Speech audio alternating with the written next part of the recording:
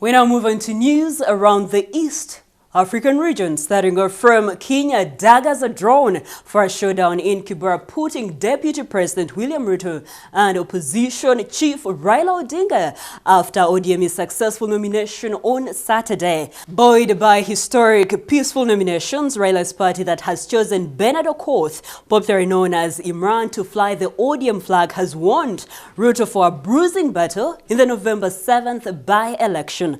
Okoth is the brother to the late Kibera MP Kenneth Okoth, who died last month.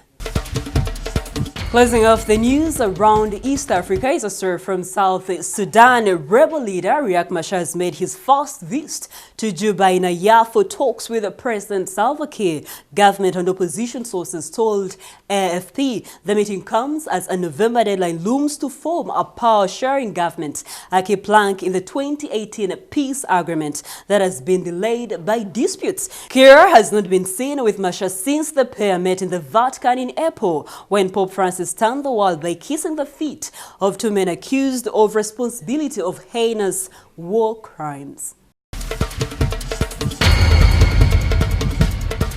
In news around the world, we start from Mauritius, where Pope Francis arrived this morning on the final stop of the three-nation Africa tour, where he is expected to celebrate the diversity and tolerance of one of the continent's richest, most stable nations. Thousands of faithfuls gathered in the capital, Port Louis, some before dawn, waiting for the Argentine pontiff to address the small Indian Ocean island, a melting pot of religions and ethnic groups. The Pope will celebrate Mass at the Mary Queen of Peace Monument, the same hillside location where John Paul II celebrated the Eucharist during the last papal visit in Mauritius in 1989. Majority of the people on the island are Hindus.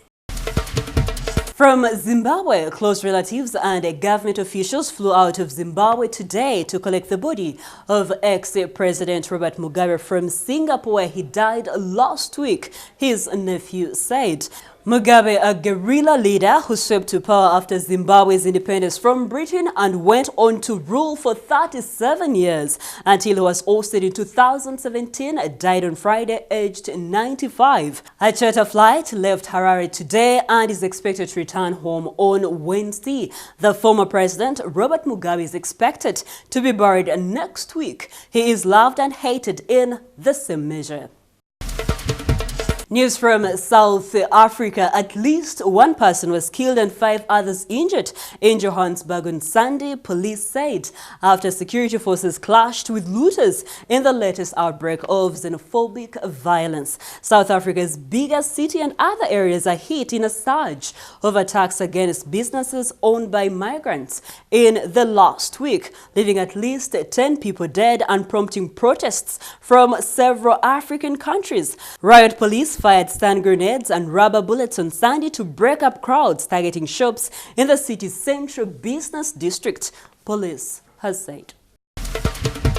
Closing off the news around the world is a story from the Philippines. First cases of African swine fever have been reported. Philippines becomes the latest country hit by the disease that has killed pigs from Slovakia to China, pushing up pork prices worldwide. The virus is not harmful to humans but causes hemorrhagic fever in pigs that almost always ends in death. There is no antidote or virus, and the only known method to prevent the disease from spreading is a mass cull of affected livestock.